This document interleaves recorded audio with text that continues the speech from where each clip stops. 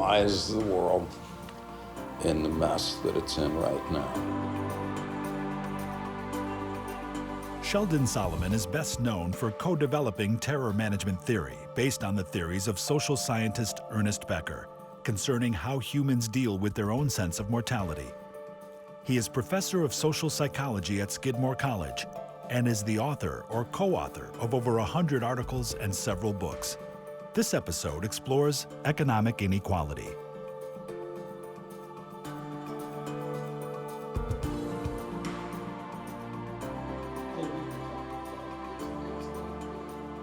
Inequality is an issue haunting many Americans today, but the public ways we have of talking about it don't get at the real deep personal anxiety and suffering that it's caused.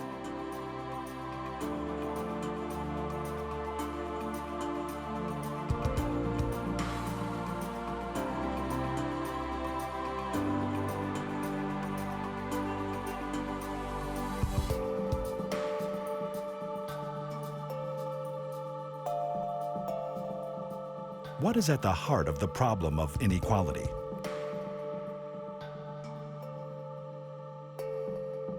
Inequality is demonstrably problematic, and this is not Comrade Karl Marx saying this. This is the World Bank who points out that inequality is politically destabilizing and economically dubious.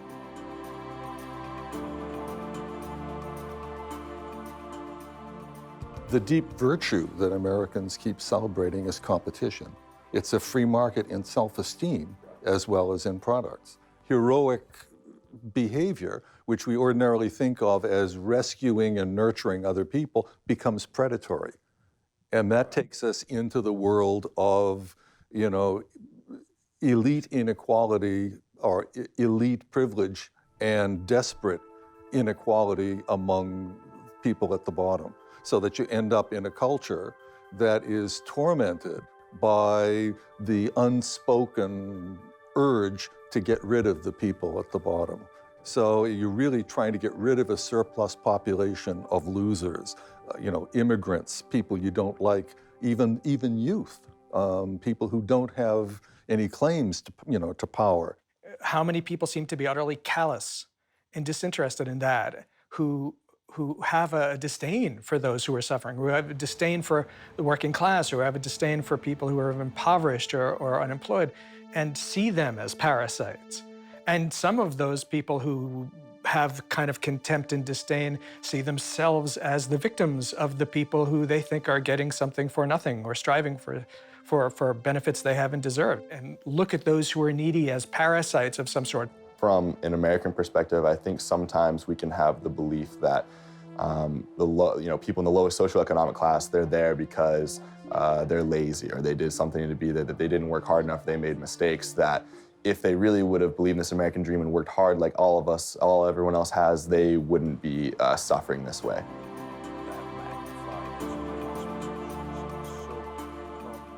Poverty and inequality does not cause schizophrenia. It is, however, several times more prevalent, as are all the psychological difficulties when people are impoverished. And as you know probably better than I, Henry, structural inequality is stressful, and the toll that it takes on people is profound. And I think that's where the denial comes in. There's a denial of how people get there. Yes. So it seems to me there's pressures on all sides because, in a culture of affluence, enough is never enough. So even at the high end, it's like, wow, there's literally no point at which you could say, well, I'm satisfied, I've had enough. That's part of the nightmare of inequality. Very few people have much too much power. The majority of people can't imagine why the powerful forces that are shaping their lives, they can't imagine where those forces are coming from. They're corporations, they're boardrooms, they could be multinational.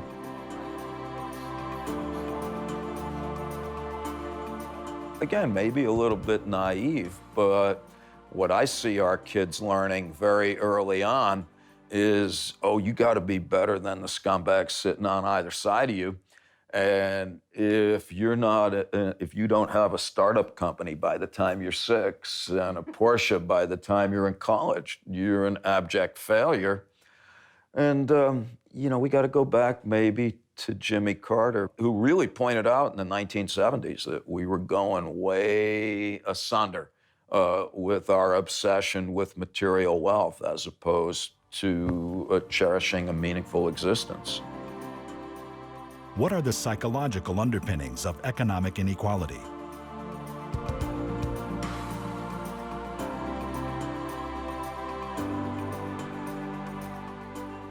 Ernest Becker, by his own account, was trying to understand the motivational underpinnings of human behavior, as he put it in The Birth and Death of Meaning. We're oriented towards survival in the service of self-preservation and reproduction. And it's terrifying to realize that, like all living things, your life is of finite duration, and that, moreover, you can expire at any time for reasons that you couldn't anticipate or control. The way that human beings came to manage the terror that's engendered by the uniquely human awareness of death is through the construction and maintenance of culture.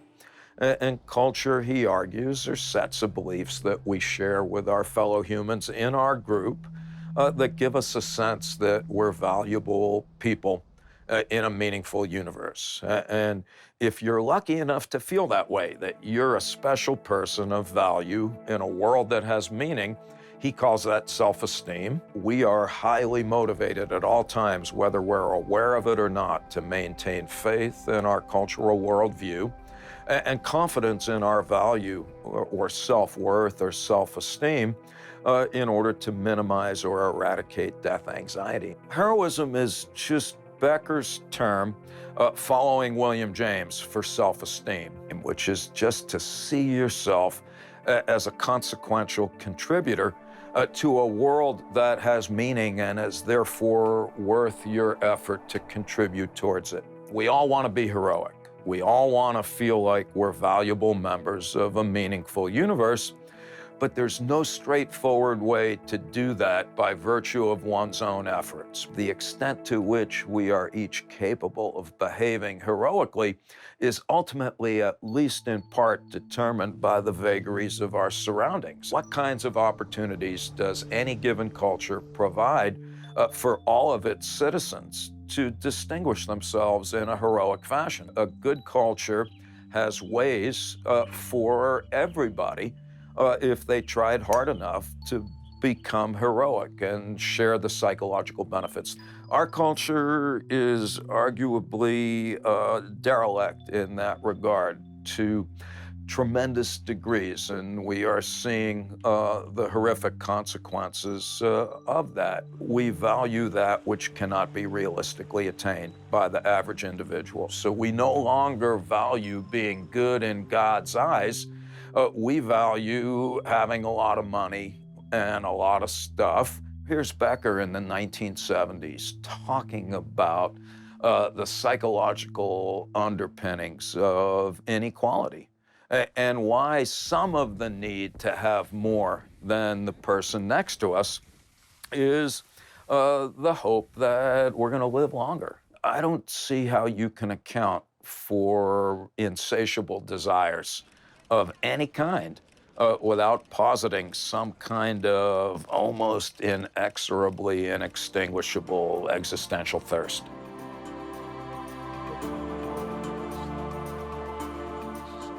One of the points Becker made is that in small tribal cultures, it was easier, and still is easier, for everybody to feel significant. Everybody, if you're in a group of, there's literally 300 people in your culture, then you have value by whatever role you play. Back in Europe in the 1600s, if you were a baker, you were probably the only baker in your town, and you could feel good about that. You were significant. You were baking bread for your whole village. Now, if you're a baker at Safeway, how do you feel significant? You know, the society is telling you you're not very significant when they're paying you $9 an hour for what you're doing. You're probably following some formulas. You're probably not allowed to be creative in the things that you bake. And you know there's thousands of other Safeway bakers. So if you're a baker, how do you get that sense of specialness and significance and death transcendence? There's always a shortage of heroism, and there's always fighting to the death over who's going to have it. And in this culture, the problem is not only is there a shortage of it, but it's so manipulated. Like it or not, we're ambivalent about almost everything in life, but certainly about inequality, because we're told that public opinion polls, tell you that rather than think about the misery, people will in fact fantasize, well, if I were rich, and therefore I don't want to have any interventions that would even things out, even resources out between people. Yeah. And on the other hand, I hate inequality because, et cetera. People are divided against themselves, self-contradicting, self-conflicted. How do you think this relates to terror management? Well, I think our terror management enterprise is literally just derived directly from Ernest Becker's ideas on inequality, and we need to make a distinction between economic behavior as a rational exchange of goods and services, which is clearly true. But, as Norman Brown and Ernest Becker point out, money always had religious and sacred connotations. The Beckerian claim would be that money is an immortality ideology, and that's why there's no such thing as ever having enough of it. You could even be more concrete about it by saying that money represents a certain amount of other people's will that you command. By being able to buy their loyalty and buy their obedience. You really own other people's inner lives by giving them money or withholding money. It's like I magnify myself by having all these people employed and absorbed in the power of my money. Wow. I mean, if that's true, do you think it's a zero-sum game, therefore, no matter how many shekels there are in the proverbial pot? Well, there are always fantasies of more, How do our society's values affect inequality?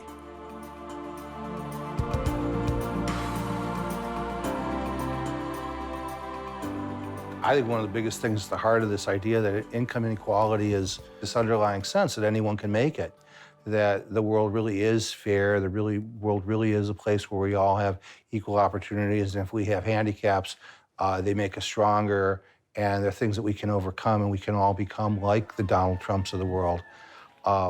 That gives people hope. That gives them the sense that they have that potential for agency, for victory over long odds.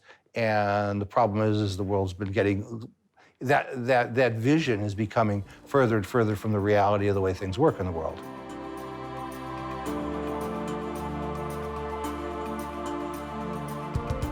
We're all sold the possibility. We all have the American dream is the idea that, well, we could all be at the top.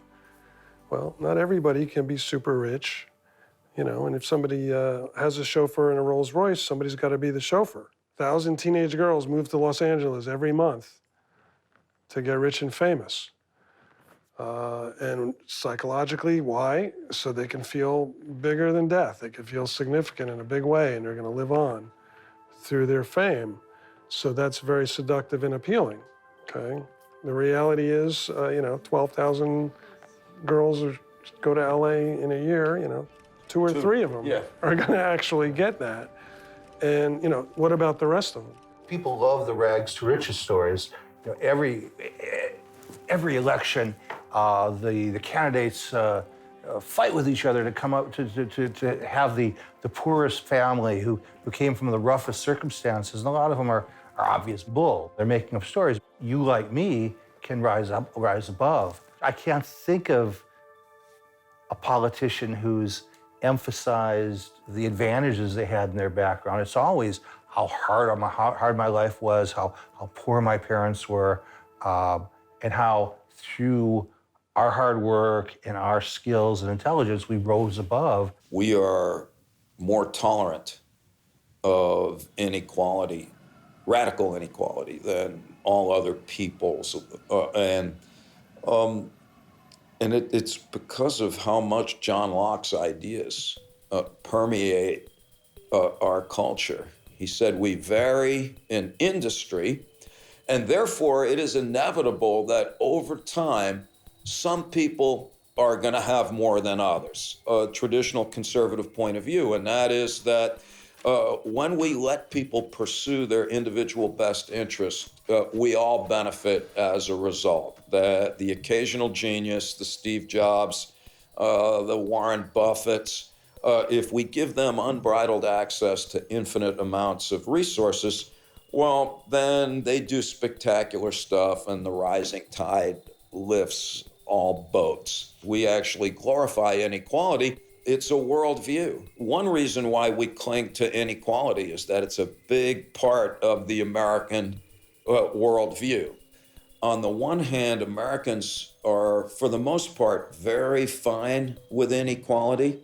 On the other hand, the average American, conservative or liberal, has no idea how radically unequal we are. I think that people are fine with radical inequality because when existential concerns are aroused, we tend to ardently embrace our worldviews with greater tenacity. All right, so if the American way is that inequality is fine, and if we're living in a state of psychological uncertainty that makes death fears manifest, well, then inequality is more fine.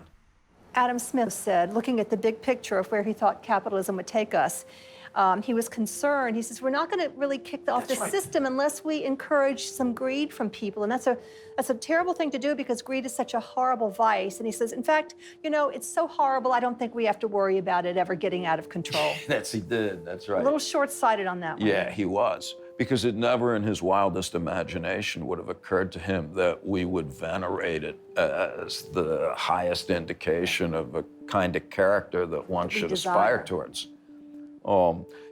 Smith was very clear in the first book, The Theory of Moral Sentiments, that he called it sympathy, but we would call it empathy today. His belief was that when push came to shove, our sympathy for and empathy with fellow humans would override that greed. And I think he's right, except that we've dismembered all of the social institutions that used to foster that and hold greed in check.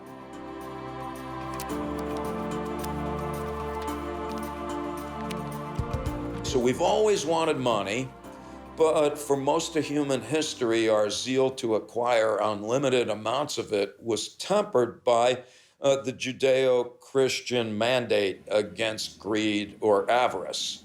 And in other words, we felt guilty if we had too much and other people didn't have enough. We still pursue unlimited amounts of money and stuff unencumbered by the guilt that we feel because other people have relatively little, and untroubled by the prospect that we're in any way responsible for them.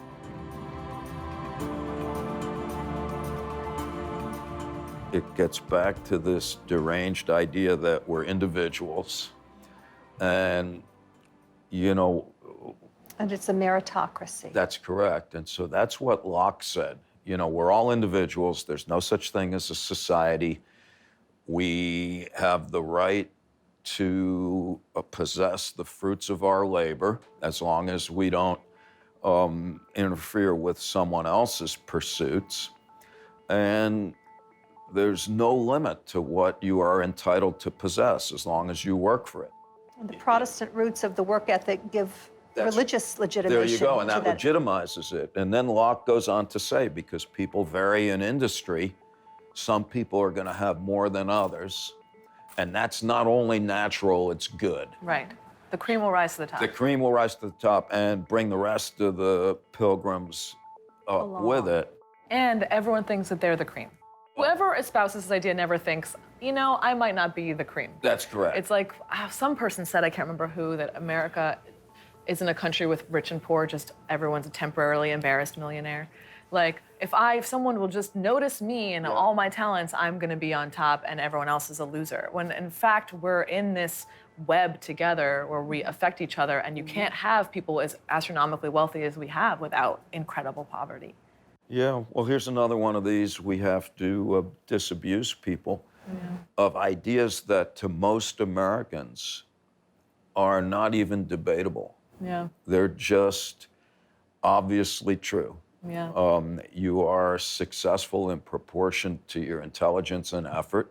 Right. Ipso facto, the little people are undeserving. That's one, I think, structural cause of inequality, is that it's a natural byproduct of any laissez-faire system, magnified by our perception that this is good.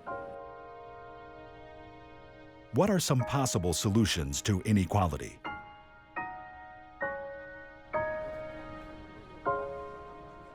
Marx had it right, and that dude that just wrote, the French economist who wrote the book Capital, and I'm not an economist, but the argument is simple enough, and that is that capital grows faster than money that you can save by virtue of labor.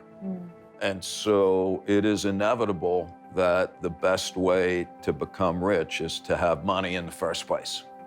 And I don't think there's any doubt that that's what actually happens. And therefore, inequality will naturally, unless regulated, somehow not only persist, but expand. And our tax structure the changes in the tax structure in the last couple of decades have enhanced that enormously. Have enhanced that. Adam Smith, who was the invisible hand guy, he was big on progressive taxation. Yeah.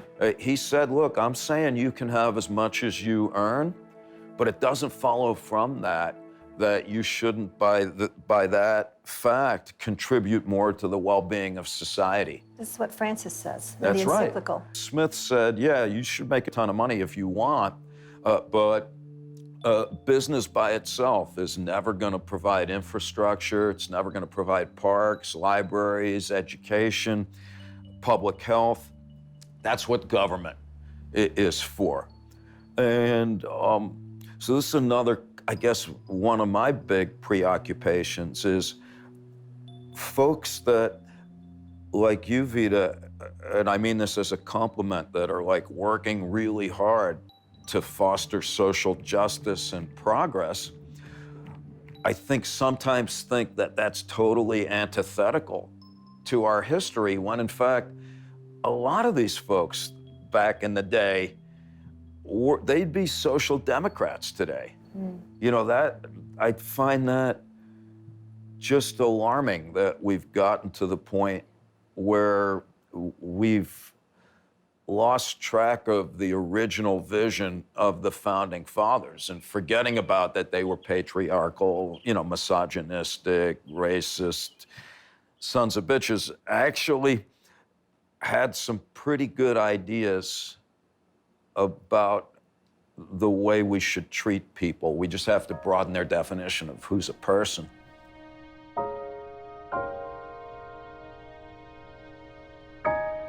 You have to read Adam Smith. He wrote 2 books. There's The Wealth of Nations, and then there's, Theory of Moral Sentiments. And Smith was all about that we're fundamentally social creatures. What did he call it? He called it sympathy. We have a fundamental concern for our fellow humans. He even said that we're driven more by the need for self-esteem than we are by the need for commodities. Much more humane. That's right. Than subsequent interpretation. That's right. And so here's Smith saying just that, Kirby. He said, I fear the rapacious monopolizers much more than I do government officials. Remember how Ernest Becker used to say at the end of Escape from Evil, I just wish that there was a platform where we could talk to world leaders and people in straightforward language, and to just say, well, look, here's what is really underlying a lot of your behavior. Here's where they run amok. If what you're saying is right, If people are engaging in these systems as defense against the dread of death and annihilation, they become sacred, even if not overtly sacred. They become dogmas that protect the self against the terror of annihilation, which means people won't want to give them up. How do you enable people to confront what terrifies them and without them falling back into some form of violence or discrimination or heroism or immortality ideology? No, if I could answer that, we wouldn't be sitting here. We'd be on the beach chugging rum out of coconuts with our Nobel Prizes. And obviously, Jerry, you're right. That's the proverbial $10,000 question. Aren't there really three themes here? One is what would happen? Would people make wiser choices if they had real, as it were, realistic information about the world? That's basically my question. Yes. And then a second kind of intervention would be what Jerry's talking about. Suppose we look people in the eye and said, look, we're all terrified of death and things that stand for death, that suggest death. You know, the idea of being socially dead when nobody cares about you and you're outcast. So and the question we'd be asking is, would that help to change deep behaviors? Then there's a third theme, and this is something I think we talked about earlier. Suppose, in fact, we didn't try to make it a re-education project, but suppose, in fact, society and politics were dedicated to trying to see that everybody had a satisfactory meal and a satisfactory conditions to raise kids and a satisfactory future with a little bit of an improvement.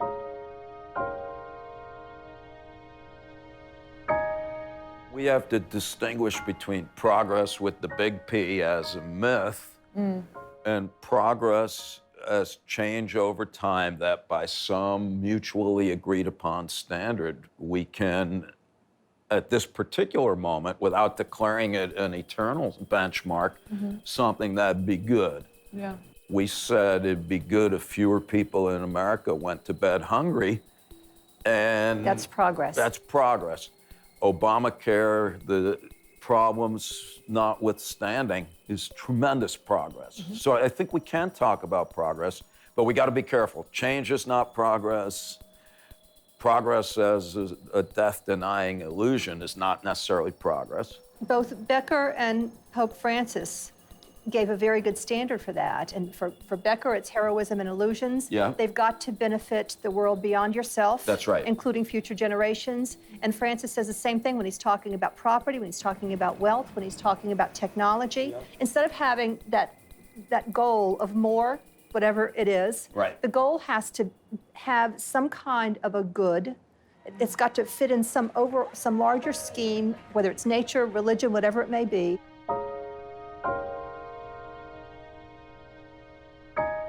You have to address and accept all of humanity's needs. And I think that's really, those needs are self-evident, except for the process of denial. Right. If you say, well, how will we feed all the people on the earth, let alone here in New York City, which clearly should be possible. Well, the only obstacle to that is denial, because if you have the will to do it, the resources are available to feed everybody on this planet, in my belief.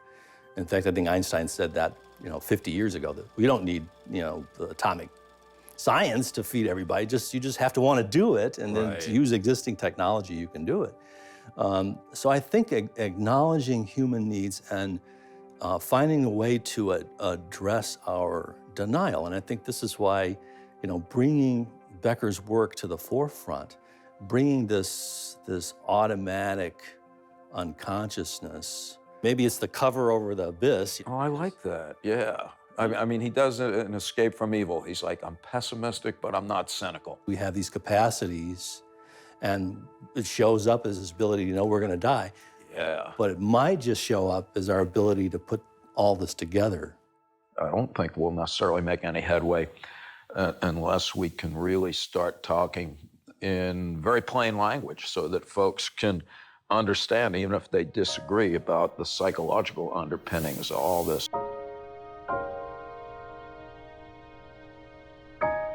If what Becker's saying, if what we're saying is true, that that some of the difficulties that currently confront our species, are the result of malignant manifestations of repressed death anxiety. Well, all right, then let's do the Freud thing and make the unconscious conscious and render those defenses momentarily, unworkable. And then let's see what happens to an economy once you suck the death anxiety out of it. We're not going to get rid of the death anxiety, but what would happen if we can, in principle, just get death anxiety out of the economic picture so that money becomes just a rational medium of exchange? I believe that these ideas have credence, and what I mean by that is that if they are valid, then they are useful as broad abstractions. But if they are, then they must similarly apply to particular problems in a particular moment in historical time. I am pessimistic, but I'm not cynical.